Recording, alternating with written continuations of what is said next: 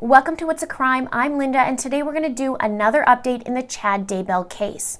The two Melanies have spoken out, plus I'm going to give you an update on Colby Ryan's GoFundMe. But first, if you'd like to be part of the It's a Crime community, please click that subscribe button and hit that notification bell to all. Please like this video if you support it, and please share this where you can. Now, let's get into it. First, let's talk about Colby Ryan's GoFundMe. I brought it up in my last video, and the outpouring love and support from all of you absolutely fills my heart. I spoke with Colby's mother-in-law, Carrie, and she said that they are overwhelmed with gratitude at all the donations. As soon as the video went up, the GoFundMe account had skyrocketed from just over $3,000 to almost $11,000, and as of this morning I saw it at $12,554 at the time of this recording. So I just want to say thank you so much for those of you who have contributed, and also to those who have given so much love and support in the comments below for Colby and his family. There is good in this world. There is love in this world, even in the most horrific times. Now, in the past few days, there has been statements made by MELANI PAWLOWSKI and Melanie Gibb, and their news statements. And Melanie PAWLOWSKI made a statement on Facebook, and Melanie Gibb made one on AVOW, which is an acronym for Another Voice of Warning. It's one of those prepper websites.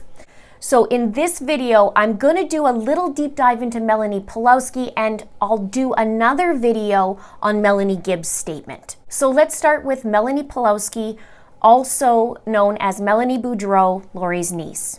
And in one of my previous videos, I did read out that statement that she made along with Ian, her husband, Lori's sister Summer Shiflett, and Lori's mom Janice Cox. This was just after Tylee and JJ were found. Their statement, in my opinion, was very lawyer-like in its wording. So I'll try and link that below so that you can take a look at it. But now Melanie has taken to social media, and let's see what she has to say. She says, "I don't have words for the horrific details our family was informed of last week. It is unfathomable, and it doesn't feel like real life. We've been trying to process all of this while in absolute shock, as we never could have seen this as the outcome and still have so many questions. While I feel so many emotions as I scroll looking at pictures of my cousins, I am grateful for so many who have prayed, hoped, and believed with our family. Thank you for the messages of comfort and love, which overcome all the more negativity that is going around.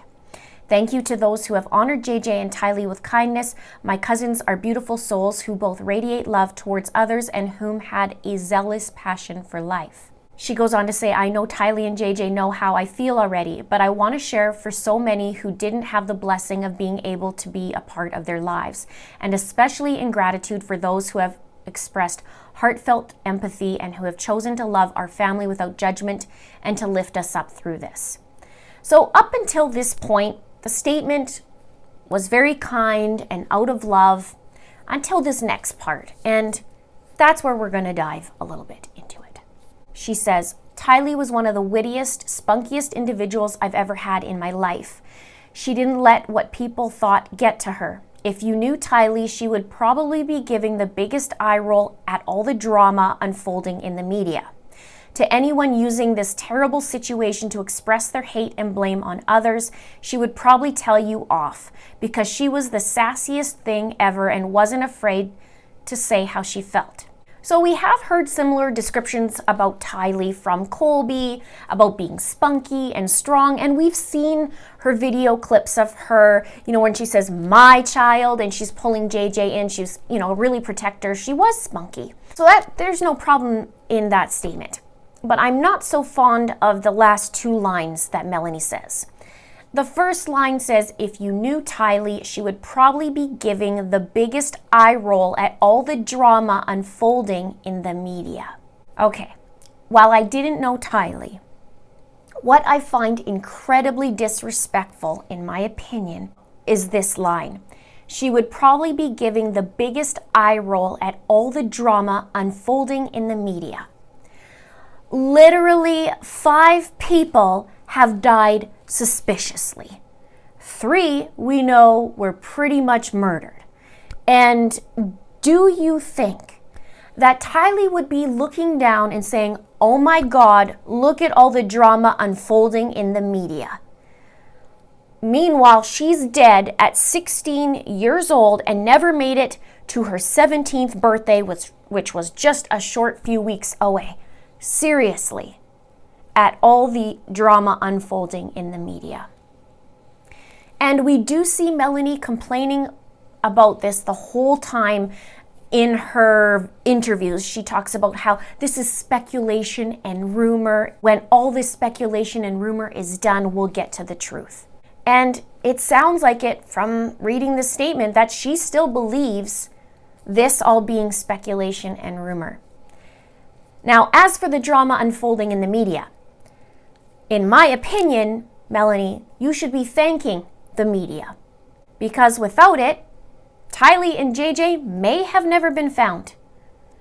The links to all these deaths may have never been found either, and the people responsible may not have been held accountable and may have gotten away with it. Had it not been for Kay Woodcock calling in that welfare check, it may have never instigated an investigation.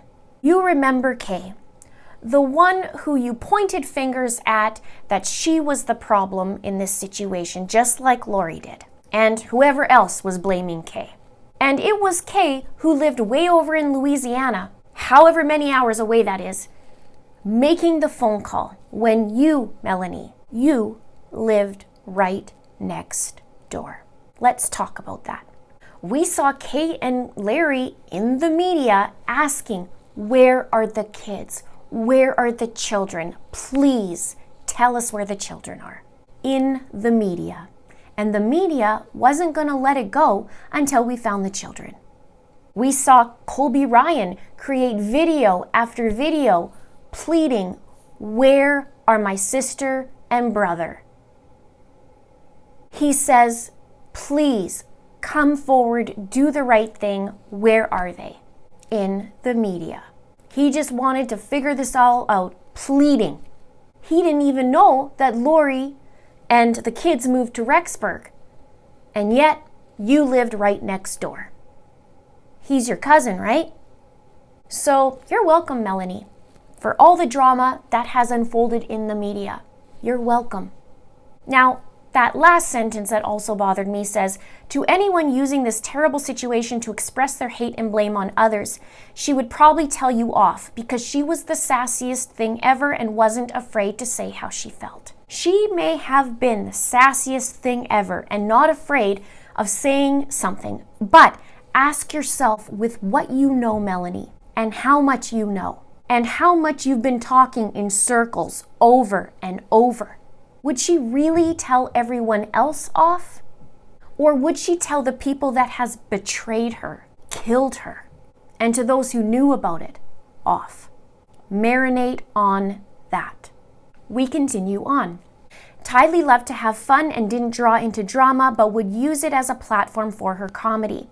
Boy, could she make others laugh. She went through a lot of hard things in her life, and she didn't deserve what happened to her. No one does. I truly wish she could go on live television and tell her story, rather than anyone else who has and will in the future. Just know the stakes are set high from that girl. Okay, let's talk about this line. I truly wish she could go on live television and tell her story, rather than anyone else who has and will in the future. I think we all would love for her to tell her story and be alive to do it. And then we would know the entire truth. Who's lying, who's telling the truth, and who's hiding the truth. But this statement sounds one of two things. This statement sounds like Melanie's making excuses in her own mind, or hasn't come to terms with those who were involved, or something. One of the things that does pop in my mind, and I'm not sure whether to say it or not, but it really sounds the same, and it's hard not to talk about it. Where she says, I wish she could go on live television and tell her story rather than anyone else who has and will in the future. This sounds to me like the same thing I'm not saying Melanie has done anything, but the line is so reminiscent of Letitia Stauch on the camera saying, once Gannon comes home, he's going to say exactly what it is and everybody else is going to be sorry. And I'm sorry, for me, this sounds so much the same that it's really, I can't not say anything. So I'm not saying Melanie did anything, but I am saying that, man, this sounds a lot like the line that Letitia would use. And there's a few things in this statement sounds Letitia-esque, but it's just words at this point. She goes on to say, I knew I could never measure up in that regard, as we've all seen. I'm horrible on live television, and I would rather not do it ever again or to have to talk publicly about the trauma my family has gone through. Yet you are talking publicly about this. I was always so impressed with Tylee's ability to express herself and communicate well. I wish she was here to clear up all the confusion for us. She would do it better than any of the rest of us could. Then she talks about JJ. JJ was a ball of energy and high spirits. He wanted to be on the move constantly, doing something active or going somewhere with his cousins or siblings.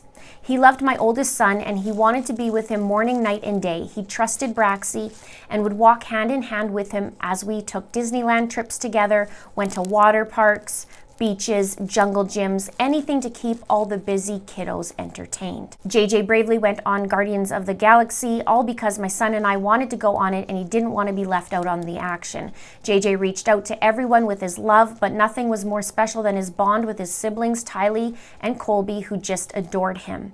Our family has been grieving with one thing after another. We've suffered many betrayals, and it feels as if only the Savior could understand. But I know others know similar grief, and I believe we go through these experiences to learn and be able to comfort others. Thank you for any who can find it in their hearts to withhold negative feelings and just exhibit love. While trying to mourn through this most devastating event our family will probably ever have to endure, the public continues to criticize and twist information. Others are trying to capitalize on this tragic event for their own gain, and all this distracts from these two precious babes. Some have and probably will continue to edit out truths to their own advantage for the story they want. Bottom line is that this is our family. You can speculate all you want, but no one has all the facts. Here's the speculation and rumor comment, right? Interesting, her view is for people to capitalize on this tragic event. That speaks a lot about how she doesn't believe any of the truth, in my opinion, and what's been made out to media. There could literally be an email and her saying this is all speculation, even though this is a fact, and the fact is before, or a court document. And we have all wanted to find the kids, everybody. I mean, I myself have done 40 videos to find the children. I think it's 40, maybe it's just under. And now it's to get justice. So it's just interesting how she views this and what her belief system is. And she's right, we don't have all the facts, but a lot is there. Well, a lot more is coming out. And I wish we did have all the facts. I wish we had all the facts way back when, before Charles was killed, before Tylee and JJ were killed, before Tammy, before Alex, but we don't. And people are after the truth, Melanie. Truth. She says, clearly, I don't have all the details. We are all just doing the best we can. Without having knowledge or actual evidence to the contrary, we chose to go with what we hoped and believed. I couldn't go back and say anything different. It was what I knew. It was what I experienced. This is a little bit is a jumbled paragraph, in my opinion. I wish Peter Hyatt was here on this one. She says, while wanting to have every answer and all the missing puzzle pieces, I know the Lord knows all and he has a way of healing and making things right in his time. I'm grateful it is his job to judge, not ours. I cannot process this pain and hurt alone, so I have no choice but to give it to the Lord and say, take this. I can't possibly understand why things have happened or why people make the choices they do. Life will never be the same. No one can tell me how I feel, what I know, or what I believe. Only God and we know what we have individually experienced. We never know what other people are going through or the pains they've endured, so just be kind. So I do wonder in this whole statement if she actually had to send this to her lawyer first and have it reviewed to filter it out, because we've seen that she's had to filter out her interviews. She says, I believe that would make JJ and Tylee smile down from heaven. Let's love others like the Savior would and remember these two sweet angels forever. Let's do what Gannon would do, as Letitia would say. So her statement isn't all questionable. I do want to say that. She has some nice, loving things that she has said, and being loving and being kind. So I do have mixed feelings about her. And I know a lot of you guys do too. I read your comments. Here she is. She's had quite the year, hasn't she? 2019 and now 2020. And she has spent a lot of time with Lori in 2019, who she regards Lori as almost a mother figure and being very close with her.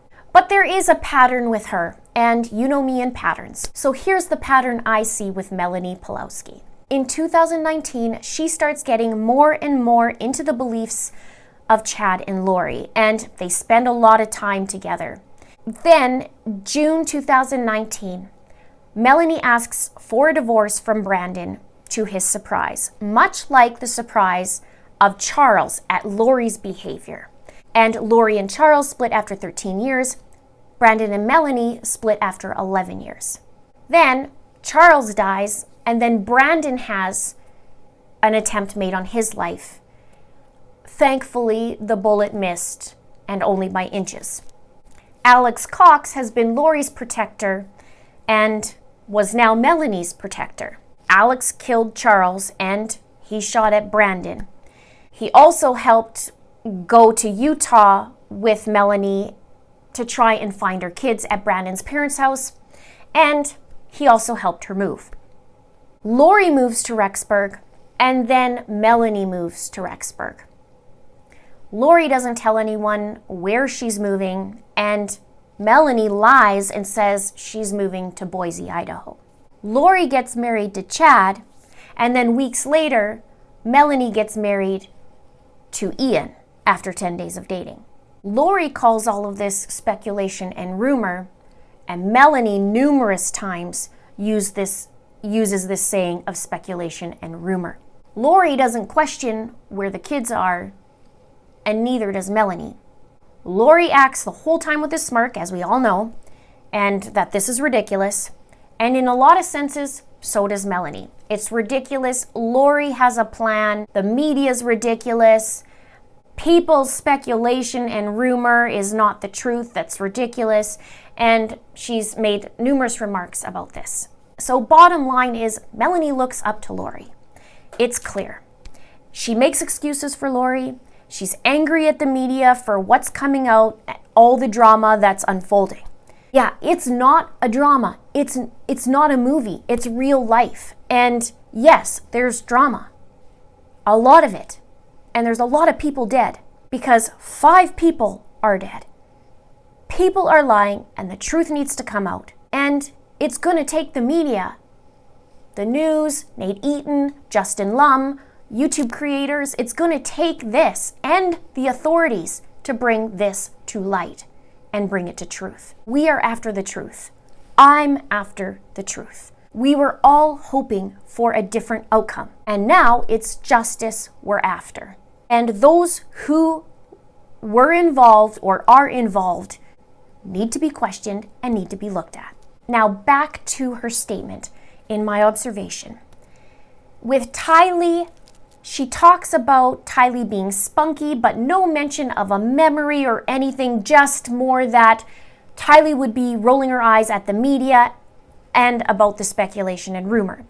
Whereas with JJ, she brings up memories of him being at Disneyland and going on a ride, that kind of thing. But there's a difference. And the difference is Tylee was rated dark, and JJ in the beginning was rated light. Charles and Brandon, both dark. Could that be a factor? Maybe so, maybe not.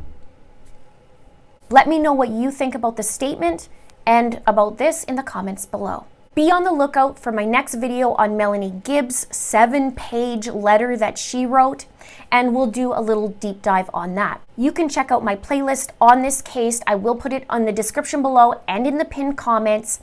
And I do have some videos on patterns. That's my jam. I like to find patterns and expose them. And I'd probably be doing one giant pattern video, I think, or maybe a series. Let me know also what you think about that in the comments below. So let's have a chit chat. Let me know what you think about her statement. You can have a differing opinion, no problem, but please keep it classy in the comments below. Subscribe if you haven't done so already. Please like and please share. Thank you so much for watching. See you soon.